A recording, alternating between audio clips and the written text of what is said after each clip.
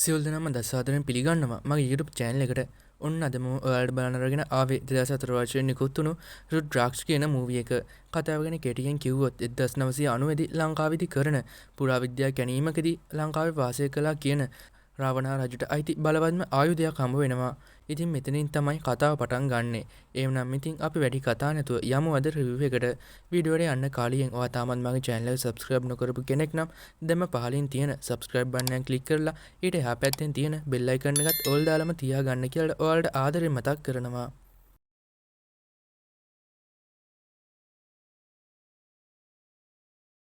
Film opening එකේදීම අපට කතාවක් කියනවා. වසර ගණනාවකට කලින් රාම්දේවියන් රාවණා යක්ෂයා සහ ඔහුගේ ලංකා නගරය විනාශ කරලා තියෙනවා. එතනින් යක්ෂයන්ගේ යුගය ඉවර වෙලා වර්තමාන යහපත් යුගය ආරම්භ වෙලා තියෙනවා. ඉතින් අදටත් ඒක රාවණා රජුගේ පිළිරුවක් පුච්චලා ඉන්දියානුවන් සමරනවා. ඒත් මෙතනදී කියන විදිහට යක්ෂින් විනාශ වුණත් නපුර විනාශ වෙලා නැහැ. ඒක හැම වෙලාවෙදිම එක විදිහට ඇවිත් තියෙනවා. ඉතින් අපේ ශ්‍රී ලංකාවේ යාල ප්‍රදේශයේ රාමායන යුගයේ අගනගරයක් වෙලා තිබිලා තියෙනවා. බොහෝ දක්ෂ රජවරුන්ගේ අගනගරයක් විදිහට මේක පැවතිලත් තියෙනවා. මේ තියෙන දැවැන්ත ප්‍රතිමා වලින් ඒ අයට බලය ලැබිලා තියෙනවා. මොකද මේ පොළව හරේ රාවණාගේ සාර්ථකත්වයේ රහස සහ ඔහුගේ නපුරේ බීජය විදිහට රාවණා රජුගේ රුද්‍රාක්ෂක තිබුණා කියලා අපිට බෑග්ග්‍රවුන්ඩ් එකෙන් කියනවා. පස්සේ අපිට පෙන්වන්නේ 1990 දී අපේ ලංකාවේ යාල ප්‍රදේශයේදී කරන කැණීමක්. ඉතින් ඒ කාලෙදී ජාත්‍යන්තර පුරාවිද්‍යා කණ්ඩායමක් මේ රුද්‍රාක්ෂ කියන එක හොයන් ඇවිත් තියෙනවා. ඉතින් මෙයාගේ නම තමයි බූරියා. මෙයා ඉන්දියානුවෙක් වගේම මෙතන කැණීම් කටයුතු වලට කුලියට සේවකයින් සපයලා තියෙනවා. ඉතින් මෙතන වැඩ බලන බූරියා දකිනවා එතන එක සේවකයෙක් කැණීම් කරලා මොනවා හරි ගන්නවා කියලා. මේක දැකපු බූරියා ගිහින් ඒක යකින් ඉල්ලගෙන පරීක්ෂා කරලා දැනගන්නවා ඒ රත්තරන් කියලා. මේක නිසා මෙයා මේකත් හංගගෙන එතන යන්න යද්දි බූරියාට මෙතන වැඩ බලන පොලිස් නිලධාරියා කතා කරලා හංගගත්තේ මොනවාද කියලා ඒක ඉල්ලුවත් බූරියාව දෙන්නේ නැතුව මේ පොලිස් නිලධාරියාට පිහිය පෙන්නලා බය කරලා මෙතනින් පන්න ගන්නවා. පස්සේ බූරියා මෙතන වැඩ කරන ගමන් හිටිය බූරියාගේ පෙම්වතිය වෙන ලලිට හොරෙන්ම මේ රත්තරන් කාසියක දෙනවා. ඉතින් ලලිත් මේ ටික එක කැම භාජනයක හංගනවා. ඉතින් මෙතන තවත් මේ විදිහට මෙයාලා කැණීම් වලදී හොරකම් කරගත්ත දේවල් තියෙනවා. ඉතින් මෙතනදී අර වැඩ බලන පොලිස් නිලධාරියාට මේ දෙන්න ගැන සැක හිතලා එයාට බනිනකොට ලලී මේ නිලධාරියාට ගලකින් දමලා ගහලා ආයෙත් එයාව එතනින් පන්න ගන්නවා. ඉතින් මේ විදිහට මෙයාලා දිගටම මෙතන කැණීම් කරනකොට මේ අයට ලංකාවේ මහා යුද්ධයෙන් පස්සේ වැළලුණු එක විශාල පිළිමයක් හම්බ වෙනවා. ඉතින් මෙතනදී කියන විදිහට මේක රාවණාගේ රාක්ෂස පිළිමයක් වගේම මේ පිළිම දකින බූරියාව ඒකට වශී වෙනවා වගේ සිද්ධියක් වෙනවා. කොහොම ඉතින් එදා රාත් බූරියා වශී වෙලා වගේ මේ පිළිම දිහා බලාගෙන ඉන්නවා. මේත් එක්කම මේ පිළිමේ තියෙන බලයකින් බූරියට රාවණාගේ රුද්‍රාක්ෂක තියෙන තැන පෙන්වනවා. ඔන්න ඉතින් පස්සේ කලින් බූරියට පෙන්වන ඉලියුෂන් වල විදිහට බූරියා මෙතන හාරලා එක මුට්ටියක් වගේ දෙයක් හොයා ගන්නවා. පස්සේ මෙයා මේක ඇතුලේ එක රුද්‍රාක්ෂක ලබා ගන්න පුළුවන් යතුරක් වගේ දෙයක් හොයා ගන්නවා. පස්සේ බූරියක් කරන්නේ ලලිත් එක්කම අර පිළිමි ළඟට මේ යතුරත් අරගෙන යන්නේක. මෙන්න මේත් එක්කම පරිසරයත් අමතු වෙලා අකුණු ගහන ගම වහින්න පටන් ගන්නවා. ඉතින් බූරියා මේ යතුර අරගෙන පිළිමයක තැනකට හයි කරනවත් එක්කම අවුරුදු දහස් ගණනාවක් පුරා සැඟවිලා තිබුණු රාවණාගේ රුද්‍රාක්ෂක එළියට එනවා. ඉතින් මේක දිලිසෙන ගමන් තියෙන එක දාගෙන බූරියා ඒක දැකපු ගමන් අල්ලන්න හැදුවත් අත ගන්නවත් එක්කම බූරියාගේ අත පිච්චිලා ඒක පැත්තකට විසික් වෙනවා. මේත් එක්කම මෙතනට අර වැඩ බලන පොලිස් නිලධාරියා සහ පුරාවිද්‍යා ටීම් එක එනවා.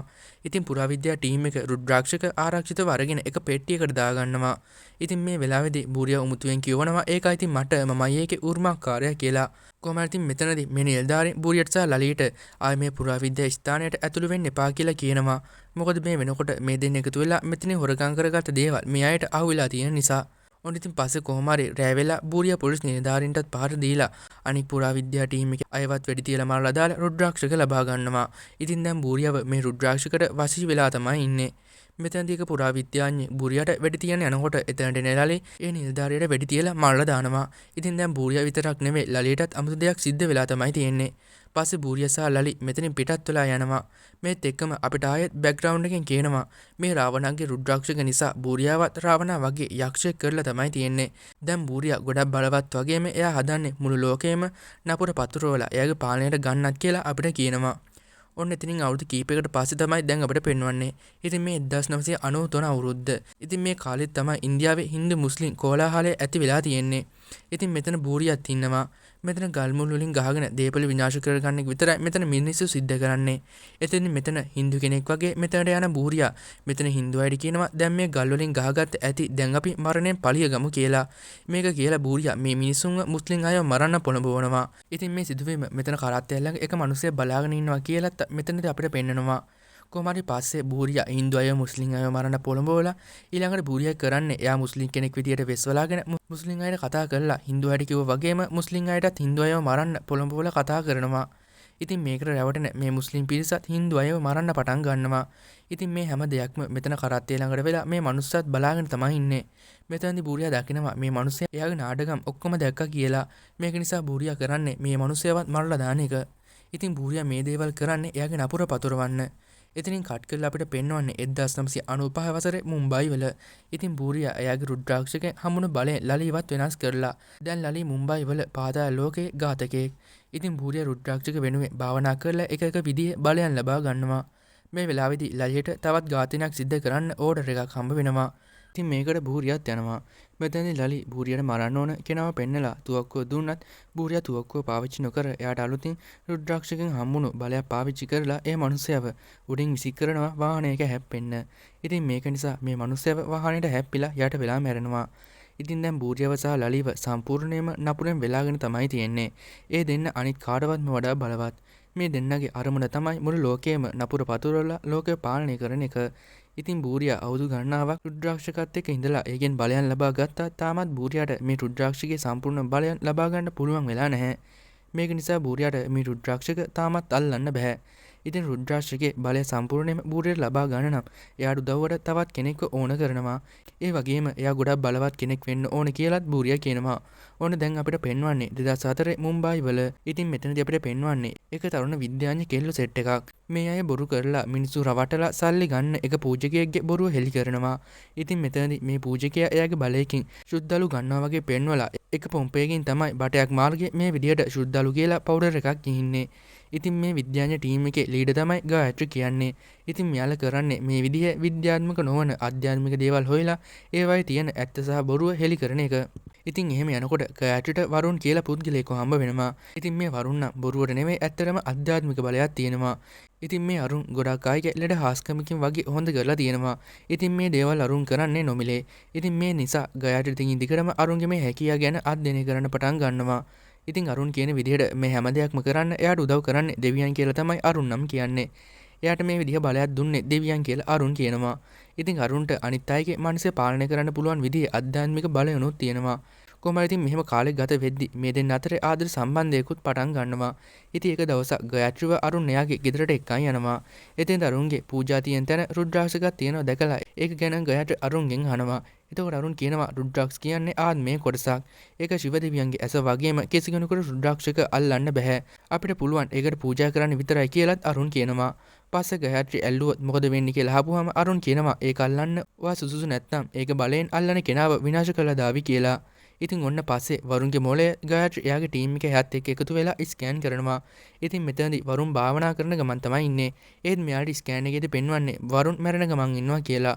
මොකද ඒකට හේතුව විදිහට යෝග විද්‍යාවේදී හඳුන්වන්නේ සමාධි කියලා. ඉතින් මේ සමාධි භාවනාව නිසා තමයි නවීන විද්‍යාවටවත් මොකද වෙන්නේ කියලා තේරුම් ගන්න බැරි. ඉතින් සාමාන්‍ය මිනිස්සෙක් තමන්ගේ මොළය පාවිච්චි කරන්නේ 100%ක වගේ ප්‍රතිශතයක් වුණාට අරුන් අධ්‍යාත්මික බලය හරහා එයාගේ මොළය 70%ක් දක්වා වර්ධනය කරගෙන ඒකෙන් ප්‍රයෝජන ගන්නවා. මේක නිසා අරුන්ට විද්‍යාවටවත් ඔප්පු කරගන්න බැරි විදිහේ අමුතු හැකියාවක් තියෙනවා. මෙතනදී පැත්තක තියෙන එක බීම ටින්නයක් අරුන් පාලනය කරලා එයාගේ ළඟට ගන්නවා. ඉතින් මේ විදිහේ පරීක්ෂණ නිසා ගායත්‍රිට දවසක ලොකු සොයාගැනීමක් කරන්න පුළුවන් වෙයි කියලා එයා කියනවා. පස්සේ ගායත්‍රි අහනවා අරුන්ගෙන් එයා මේ දේවල් කරන්නේ කොහොමද කියලා. අරුන් කියන්නේ මේ දේවල් දෙවියන් නිසා කියලා. පස්සේ අරුන් ගායත්‍රිට විස්තර කරලා කියනවා වර්තමාන රැහන් රහිතව අන්තර්ජාලය හරහා ලෝකෙ කොහේ හරි තියෙන මොනවා හරි ඩවුන්ලෝඩ් කරගන්නවා වගේ මේක දෙවියන් වහන්සේගේ දිව්‍යමය අන්තර්ජාලය. ඒක මේ විශ්වයේ හැම ජීවියක්ම ද්‍රව්‍යයක්ම සම්බන්ධ කරනවා කියලා. එතකොට ඒක තමයි ප්‍රබුද්ධ ලෝකය වෙන්නේ. ප්‍රබුද්ධ ලෝකය කියන්නේ කාලය හා අවකාශය ඉක්මවා ගියපු තැනක්. ඇල්බර්ට් අයින්ස්ටයින් එක ක්වොන්ටම් විද්‍යාව කියලා හඳුන්වලා තියෙනවා.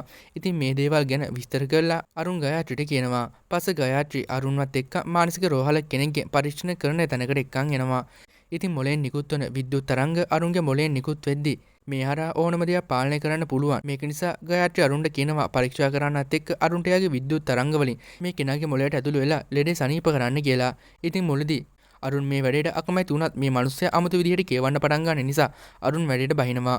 මේ වෙලාවේ අරුන්ට ගොඩක් අමාරු වෙනවා. එයාව මානසිකව මිද වැටෙනවා. මෙන්න මේ වෙලාවේදී අරුන්ගේ මනස වෙනම ලෝකයකට ඇතුළු වෙනවා. ඉතින් මෙතනදී අරුන්ට බූරියව හම්බ වෙනවා. ඉතින් අරුන් මේ විදිහට මෙහාට ගෙන්වගෙන තියෙන්නේ බූරියා. ඉතින් බූරියා අරුන්ට එයත් එක්ක එකතු වෙන්න කීවත් අරුන්ට දැනෙනවා බූරියාගේ තියෙන නපුරු චේතනාව.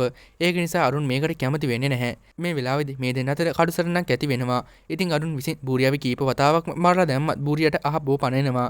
ඉතින් බූරියා දිගින් දිගටම ලෝකයේ එයාලගේ පාලනයට ගමු අපි එකතු වෙලා වැඩ කරමු කියලා අරුන්ගෙන් ඉල්ලීම් කරත් අරුන් මේකට කැමති වෙන්නේ නම් නැහැ. මේ වෙලාවේදී අරුන් ආපහු මනෝ ලෝකයෙන් මිදිලා ආපහු සිහිය එනවා. ඉතින් එයා සිහිය එනකොට ඉන්නේ ගයාට්‍රිය ගෙදර. ඉතින් මේ විදිහට අරුන් දවස් දෙකක් තිස්සේ සිහිය නැති විඳලා. ඉතින් මෙතනදී ගයාට්‍රි අර කලින් මානසික රෝහලේ හිටපු මිනිසයා කියපු අමුතු වචන ටික රෙකෝඩ් කරන් තියෙනවා. ඉතින් මේකේ අමුතු දෙයක් තියෙනවා කියලාත් අරුන්ට තේරෙනවා. මේ වෙලාවේදී නිවුස් වලට යනවා ලෝකයේ පුරා කෝලාහල ඇති වෙන්න පටන් අරන් කියලා. ඉතින් තාමත් අරුන්ට මේ දේවල් ගැන ලොකු අයිඩියා එකක් නැහැ. පස්සේ අපිට පේනවා ගයාට්‍රිගේ ටීම් එකේ ඉන්න සුසී කියන කෙල්ල අර රෙකෝඩ් එක පරීක්ෂා කරන මීයකට අහන්න දෙනවා. මේත් එක්කම මීයටත් අමුතු දෙයක් සිද්ධ වෙලා සුසීටත් ඒකෙන් බලපෑමක් ඇති වෙනවා. ඉතින් මේ මීයා මොකද්ද භාෂාවකින් සුසීට sannivedanayak කරනවා. මේත් එක්කම සුසීගේ S2 වෙනස් වෙලා මෙයා මෙතන ලැබ් එකෙන් එළියට ඇවිත් කොහෙදෝ යනවා. ඉතින් මේ විදිහට සුසී එන්නේ බූරියා ළඟට. ඉතින් බූරියා තමයි මේ දේවල් පිටිපස්සේ ඉන්නේ. මොකද බූරියාට පුළුවන් ඕනම තැනක ඉඳන් ඕනම කෙනෙක්ව පාලනය කරන්න. ඉතින් දැන් බූරියාගේ ප්‍රධාන වරමුණ තමයි කොහොම හරි කරලා අරුන්ව එයාට එකතු කරගන්න එක. ඉතින් කලින් සිද්ධ වෙලා තියෙන්නේ මීයාගේ ජානමය ව්‍යුහය තනි ශබ්ද තරංගයකින් වෙනස් වෙලා තියෙන එක. ඒක හරියට මොකක් හරි ශබ්දයක් නිසා තව කෙනෙක්ව පාලනය කරනවා වගේ දෙයක්. ඉතින් මේ විදිහට තමයි බූරියා සුසීවත් පාලනය කරන්නේ. ඉතින් මෙතනින් ආපහු බූරියා සුසීව පිටත් කරලා යවනවා. ඉතින් සුසී මේ විදිහට යන්නේ ආපහු ලැබ් එකට. මෙහෙම යද්දි මෙයාට මුහුණට හම්බ වෙන හැම කෙනාටම සුසී පහර දෙනවා. ඉතින් දැන් සුසී ඉන්නේ බූරියාගේ පාලනය යටතේ. පස්සේ සුසී ගයාට්‍රිව අල්ලගෙන එයාට පහර දීලා ගයාට්‍රිව මරන්න තමයි හදන්නේ. මේ වෙලාවෙත් තමයි මෙතනට අරුන් එන්නේ. ඉතින් මෙහෙම වෙන අරුන් සුසීව නවත්තලා ගයාට්‍රිව බේර ගත්තා. සුසී එතන තියෙන බිත්තිය දිගේ උඩ නැගලා එතනින් පැනලා සූසයිඩ් කර ගන්නවා. ඉතින් මේක නිසා මෙතන සුසී මැරෙනවා. ඉතින් බූරියට ඕන කරලා තියෙන්නේ අරුන්ගේ හිතේ පුංචි නපුරක් හරි ඇති කරලා එයාව සම්පූර්ණයෙන්ම නපුරෙන් වෙලාගෙන අරුන්වත් එයත් එක්කම එකතු කරගන්න. ඉතින් මේ විදිහට සුසී හරහා අරුන්ගේ පෙම්වතිය වෙන ගයාට්‍රිව මරලා දැම්මනම් ඒ දේ සිද්ධ වෙනවා. ඉතින් පස්සේ කොහොම හරි අරුන් බූරියව නවත්තන්න හිතා ගන්නවා. ඉතින් මේ වෙනකොට ඉන්දියාව පුරාම කෝලාහල ඇති වෙලා තමයි තියෙන්නේ. ඒකට හේතුව ටිකින් ටික බූරියා නපුර පතරවන එක. ඔන්න පස්සේ අරුන් ගයාට්‍රිය ඇතුළු පිරිසත් එක්ක යනවා අරුන්ගේ තාත්තව හම්බ වෙන්න. ඉතින් අරුන්ගේ තාත්තා හිමාලයේ ඉන්න එක පූජකෙක්. ඉතින් මෙතනදී අරුන් සහ තාත්තා මනසවල වලින්ම සංවේදනය කරලා අරුන්ට ඕන කරන දේ ඉල්ලනවා. ඉතින් පස්සේ අරුන්ගේ තාත්තා අර රෙකෝඩ් එක අහනවා. ඉතින් තාත්තා කියනවා ඒක පුද්ගලයෙක්ව වෙනස් කරන තරංගයක් කියලා. මෙයාට ඒක ගැන පැහැදිලි කරලා දෙනවා. මෙන්න මේ වෙලාවේදී කළු දුමාරයක් විදිහට මෙතනට බලවේගයක් විසින් ගයාට්‍රිව මරන්න හැදුවත් අරුන්ගේ තාත්තා ඒක නවත්වන නිසා ඒ බලවේගය විසින් අරුන්ගේ තාත්තව මරලා දානවා. අරුන් මේ බලවේගය අල්ලගන්න හැදුවත් ඒක එතනින් පැන ගන්නවා. ඉතින් පස්සේ අරුන් එයාගේ තාත්තගේ මරණය ගැන දුක් වෙනවා. ඉතින් මෙහෙම ඉද්දි ගයාට්‍රිව පේනනවා එයාලේ කැමරාවල් සටහන් වුණ දෙයක්. ඉතින් එදිදී කළු පාට දුමාරයක් විදිහට ආපු බලවේගය තමයි බූරියා. ඕන ඉතින් පස්සේ අරුන් භාවනාව ගෙදිලා මේ බූරියා කියන්නේ කවුද කියන එක ගැන හොයන්න පටන් ගන්නවා. අරුන් එයාගේ ආධ්‍යාත්මික බලයෙන් ඒ ගැන හොයනවා. ඉතින් අරුන්ට මෙහෙම හොයද්දි පේනවා වැස්ස වෙලාවක එක තැනක ලලිය දුවගෙන යනවා. ඉතින් මෙතන බිම බූරියා වැටලා ඉන්නවා. ඉතින් බූරියා අමාරුවෙන් ඉන්නවා වගේ තමයි මෙතන තේරෙන්නේ. මෙන්න මෙතනදී ලලිය දකිනවා බූරියාගේ ඇස්වල පාඩත් වෙනස් වෙලා තියෙනවා කියලා. ඉතින් දැන් බූරියාව පාලනය කරන්නේ රුද්‍රාක්ෂක විසින්. හැබැයි ඉතින් ලලිත් බූරියා කොච්චර මේක නිසා නපුරු වුණත් එයත් එක්කම ඉන්නවා. ඔන්න ආයෙත් අරුන්ට දර්ශන වගයක් පේනවා. ඉතින් එක්තරා පොලිස් ස්ථානයක බූරියා වෙල්ලලා එයාට හොඳට පහර දෙනවා. මේ වෙලාවේදී ලලි ගිහින් බූරියාව බේර ගන්න හදනවා. මෙන්න මේ වෙලාවේදී රුද්‍රාක්ෂක විසින් බූරියාව පාලනය කරලා මෙතන ඉන්න හැම පොලිස් නිලධාරියෙක්ටම පහර දෙනවා. ඉතින් බූරියාව නතර කරන්න මෙතන කාටවත් පුළුවන් වෙන්නේ නම් නැහැ. පස්සේ බූරියා මේ අයටත් පහර දීලා ලලියවත් එක්ක මෙතනින් පිටත් වෙලා යනවා. ඉතින් අරුන්ට මේ දර්ශන වලින් පේනවා මේ පොලිස් ස්ථානයේ නම යාලා කියලා. ඉතින් ආපහු දැහැනේ මිදෙන අරුන් ඒ ගැන ගයාට්‍රිට කිව්වහම ගයාට්‍රිය ගැන හොයලා කියනවා යාලා තියෙන්නේ ඉන්දියාවේ නෙමෙයි ශ්‍රී ලංකාවේ කියලා. ඕන ඉතින් පස්සේ අරුන් ගයාට්‍රිත් එක්ක ශ්‍රී ලංකාවට ඇවිත් යාල ප්‍රදේශයට එනවා. ඉතින් මේ වෙනකොට බූරියාගේ නපුර පැතිරීම නිසා ලංකාවෙත් කෝලාහල ඇති වෙන ගමන් තමයි තියෙන්නේ. මෙතින් අරුන්ලාට පහර දෙන්න හදන එක මිනිස්සෙක්ගේ මනස අරුන් විසින් පාලනය කරනවා. පස්සේ අරුන් යාල පොලිස් ස්ටේෂන් එකට යනවා. එයාගෙන් එතන ඉන්න නිලධාරීන්ගේ බූරියාගේ ඇඳපු චිත්‍රයක් පෙන්වලා ඇහුවත් කවුරුත් ඒ ගැන දන්නේ නම් නැහැ. මෙන්න මේ වෙලාවදී තමයි අරුන් දර්ශන වලින් දැකපු පොලිස් නිලධාරියෙක් මෙතන ඉන්න එක අරුන් දකින්නේ. ඉතින් මේක නිසා අරුන් මෙයාගෙන් බූරියා ගැන අහනවා. එතකොට තමයි මේ නිලධාරියා කියන්නේ මේ ළඟ පුරාවිද්‍යා ස්ථානයක් තියෙනවා. ඒක රාවණ යුගයට අයිති එකක්. එතන පුරාවිද්‍යා ස්ථානයේ එක දවසක් මිනිවරුන් වගයක් වෙලා තියෙනවා. ඒ අවඩම තිබුණු ගුහාවකින් පිස්සු හැදලා හිටිය මිනිස්සෙක්ව මේ අයට හම්බ වෙලා තියෙනවා. ඉතින් ඒ තමයි බූරියා. මිනිවරුන්ට හේතුව එයා කියලා දැනගත්තාම මේ අය බූරියව අත්අඩංගුවට අරන් තියෙනවා. ඒත් බූරියා මේ අයටත් පහර දීලා බේරිට ගිහින් තියෙනවා. ඉතින් පස්සේ අරුන් බූරියා ගැන ඇහුවත් අරුන්ට ඒ ගැන නම් දැනගන්න ලැබෙන්නේ නැහැ. ඉතින් මේ වෙන දේවල් හැම දෙයක්ම බූරියත් බලාගෙන තමයි ඉන්නේ. බූරියම තමයි අරුන්ට මේ දේවල් දැනගන්න සලස්වන්නේත්. පස්සේ තවත් විස්තර හොයාගන්න කියලා අරුන් දැහැනකට සමවදිනවා. මේ වෙලාවේදී අර පොලිස් නිලධාරියා කීව ගුහාව ළඟට ගයත්‍රි එයාගේ ටීම් එකේ යාත් එක්ක යනවා. ඉතින් මෙතන තමයි අරුන් අර කලින් දර්ශන වලින් දැකපු විදිහට බූරියා වැටලා හිටපු තැන. ඒ ගුහාව ඇතුළට යන ගයත්‍රියට මෙතන තියෙන අර මීට අවුරුදු ගානකට කලින් කැණීම් වලින් ගොඩගත්ත රාක්ෂස ප්‍රතිමාවක් හම්බ වෙනවා. ඉතින් මෙතන මේ අය පරීක්ෂා කරන්න පටන් ගන්නවා. මේ වෙලාවේදී මෙතන 아무තු සිදුවීමකුත් වෙන්න පටන් ගන්නවා. ඕන ඉතින් මේ වෙනි සිදුවීම අනිත් පැත්තේ ඉන්න අරුණුත් දැනගන්නවා. ඉතින් මේ ස්ථානේ කඩාගෙන වැටලා විනාශ වෙන්න තමයි හදන්නේ. ගයත්‍රියාගේ ටීම් එකත් එක්ක මෙතනින් බේරිලා පැනලා යන්න හැදුවත් එයාලව මෙතන කඩාගෙන වෙන්න දේවල් වලට යට වෙලා හිර වෙනවා. ඉතින් ගයත්‍රියට අනුතරක් කියලා දැනගත් අරුණ ඉක්මනටම මේ තැනට ඇවිත් ගයත්‍රිලව හොයාගෙන එයාගේ අධ්‍යාත්මික බලය පාවිච්චි කරලා මේ අය හිර වෙලා තියෙන නටබුන් අයින් කරලා එයාලව බේර ගන්නවා. පස්සේ අරුන්ට මෙතන තියෙන නපුරු බලවේග ගැන තේරිලා එයා මේ රාක්ෂස පිළිමය මීට වසර ගණනාවකට කලින් වෙහෙල ගිහින් තිබුණු විදිහටම ආපහු එයාගේ බලය පාවිච්චි කරලා වහලා දානවා. ආය කවදාවත්ම එළියෙන් නොයන විදිහට. පස්සේ අරුන් යන්නේ අර පුරාවිද්‍යාව කෙනීම් කරපු තැනට. ඉතින් මෙතන හැමදේම පරීක්ෂා කරන අරුන් පස්සේ ඇතුළු වෙනවා එක වහලා දාපු ගෙදරක් වගේ තැනකට. මෙතන තරුණට එක පොතක් හම්බ වෙනවා. ඒ පොතේ තියෙන්නේ මෙතන කරපු කෙනීම් ගැන. කොහොමද ඉතින් මෙතන මේ දේවලුත් පරීක්ෂා කරලා බලන අරුන් දැනගන්නවා රාවණාගේ රුද්‍රාක්ෂක මෙතන කෙලින් වලදී හම්බුණා කියලා. මෙන්න මේ වෙලාවේදී මෙතන තුවක්කුව දික් කරන් අර අවුරුදු ගණනාවකට කලින් පුරාවිද්‍යාව කැණීම් ගැන බලපු පොලිස් නිලධාරිය එනවා. පස්සේ අරුන් මේ නිලධාරියව සංසුන් කරලා එයා ගැන කියනවා. පස්සේ මේ නිලධාරිය අරුණවත් එක්කන් එයාගේ තැනට ගිහින් බූරියාගේ සම්පූර්ණ කතාවම කියනවා. ඉතින් අපිට කතාව මුලදී පෙන්නපු විදිහට මෙතනදී මේ නිලධාරිය හැම දෙයක් ගැනම අරුන්ට කියනවා. පස්සේ අරුන් මේ විස්තරات දැනගෙන මෙතනින් පිටත් වෙලා යන්න යනවා. ඉතින් දැන් අරුන් දන්නවා රාවණගේ රුද්‍රාක්ෂික ගැන වගේම බූරියා ගැනත් හැමදේම. ඉතින් අරුන් මේ දේවල් ගයත්‍රිටත් කියනවා. ඉතින් දැන් අරුන්ට ඕන කරන්නේ බූරියව හොයන්න යන්න. මේත් එක්කම මෙතන ගයත්‍රි බල හිටිය ටීවී channel එක සැරින් සැරේ වෙනස් වෙවි අරුන්ට බූරියා කතා කරන විදිහට කතා කරනවා. ඉතින් අරුන්ට බූරියා එයා ඉන්න තැන ගැනත් කියනවා. පස්සේ ගයත්‍රි අරුන්ගෙන් අහනවා මෙයා කොහොමද අපි ගැන දන්නේ කියලා. එතකොට අරුන් කියනවා බූරියා දැන් හැම දෙයකම පාලනය එයාට ලබාගෙන තියෙන්නේ. පංචමහා භූතයෙන් පාලනය කරන්නෙත් එයා තමයි දැන් කියලා. ඉතින් කට් කරලා අපිට පෙන්වන්නේ බූරියා සහ ලලීව. ඉතින් මෙතනදී බූරියා කියනවා ලෝකේ හැම ටීවී channel එකකින්ම සහ රේඩියෝ channel එකකින්ම රාවණගේ මන්ත්‍ර ගායනය වෙනවා. මේක නිසා ඒව ඇහෙන හැම මිනිසෙක්ම රාක්ෂසෙක් වෙනවා කියලා. ඉතින් දැන් බූරියා බලන් ඉන්නේ අරුන් එයා ළඟට එනකල්. මොකද දැන් බූරියාට ඕන කරලා තියෙන්නේ අරුන්ව එයාගේ පැත්තට ගන්න. එහෙම යක්කමැති වුණොත් අරුන්ව මරලා දාන්න. මොකද බූරියා විනාශ කරන්න පුළුවන්කම තියෙන්නේ අරුන්ට විතරයි කියලා බූරියා දැනගෙන තමයි ඉන්නේ. පස්සේ ටික මුළු ලෝකෙම නපුර පතුරවලා බූරියාට පුළුවන් රුද්‍රාක්ෂකේ සම්පූර්ණ පාලනයම එයාට ලබා ගන්න. ඉතින් මේ වෙනකොට අරුන්ට බූරියා දුන්න තොරතුරු විදිහට අරුන් බූරියාව හොයන් යන ගමන් තමයි ඉන්නේ. ඉතින් මේ වෙනකොට සම්පූර්ණ මුළු ලෝකයේම හැම තැනකම මිනිස්සු එකිනෙකාව මරා ගන්න පටන් අරන් ඒ අයව රාක්ෂසින් බවට පත්වන ගමන් තමයි තියෙන්නේ. ඒකට හේතුව බූරියාගේ නපුර පැතුරීම. ඉතින් ඉක්මනට බූරියාව නවත්තන්න ඕනි කියලා අරුන් හිතා ගන්නවා. පස්සේ අරුන් ගයත්‍රිට සමුදිල යනවා බූරියාව හම්බ වෙන්න. ඉතින් මෙතනදී බූරියාව මරන්න අරුන් උත්සාහ කරත් ඒක හරියන්නේ නම් නැහැ. පස්සේ බූරියා මේ රුද්‍රාක්ෂකේ බලය ගැන අරුන්ට කියලා අරුන්ට එයත් එක්ක එකතු වෙන්න කිව්වත් අරුන් ඒකට කැමති වෙන්නේ නැහැ. ඉතින් මෙතනදී බූරියා එයා අරුන්ගේ තාත්තව මාරුපෙක් ගැන කියලා අරුන්ව මානසිකව වට්ටන්න සමත් වෙනවා. පස්සේ බූරියා ටිකින් ටික අරුන්ගේ මතකයෙන් එයාගේ තාත්තව සදාටම අමතක කරවලා දානවා. පස්සේ බූරියා මෙතනින් යන්න යනවා. ඉතින් මේත් එක්කම අරුන්ගේ මනෝකාය වෙනත් ලෝකයකට ඇතුළු වෙනවා. මෙන්න මෙතනදී අරුන්ට එයාගේ තාත්තව හම්බ වෙනවා. ඉතින් මේ ගැන හිතා ගන්න බැරුව ඉන්න අරුන් තාත්තගෙන් අහපුවාම තාත්තා අරුන්ට කියනවා අරුන් මැරෙන ගමන් ඉන්නේ කියලාත් එයා මේ ඉන්නේ පාතාල ලෝකයේ කියලාත්. ඉතින් අරුන්ට ජීවත් වෙන්න එක ක්‍රමයක් තියෙනවා. මෙතෙන් තාත්තා අරුන්ට කියනවා ඔයා රුද්‍රාක්ෂකේ නපුරට යටත් වෙන්න. ඒකින් ඔයාලට ජීවත් වෙන්න අවස්ථාව ලැබෙවි කියලා. ඒත් ඉතින් අරුන් මේකට මුලදී අකමැති වුණත් අරුන්ට මේ නපුර පැතිරීම නවත්වන්න පුළුවන් එකම විදිහ මේක තමයි. ඒ වගේම තමයි අරුන් රුද්‍රාක්ෂකේ යටතටපත් වුණාම ඒකින් ගැලවෙන්න වෙන්නේ අරුන්ටම තමයි. ඉතින් වැඩිදුර විස්තර තාත්තා අරුන්ට කියන්න කලින් මෙතනින් තාත්තව අතුරුදහන් වෙලා යනවා. පස්සේ අරුන් රුද්‍රාක්ෂකේ නපුරට යටත් වෙන්න එයත් රාවණ මන්ත්‍ර ජප කරනවා. ඉතින් මේක නිසා අප රුද්‍රාක්ෂකේ බලයත් එක්ක අරුන්ට ජීවත් වෙන්න අවස්ථාව ලැබෙනවා. පස්සේ අරුන් රුද්‍රාක්ෂකේ පාලනයත් එයාගේ යටතට ගන්නවා. ඉතින් බූරියට කරන්න බැරි වුණු දේ මෙතෙන්දී අරුන් කරනවා.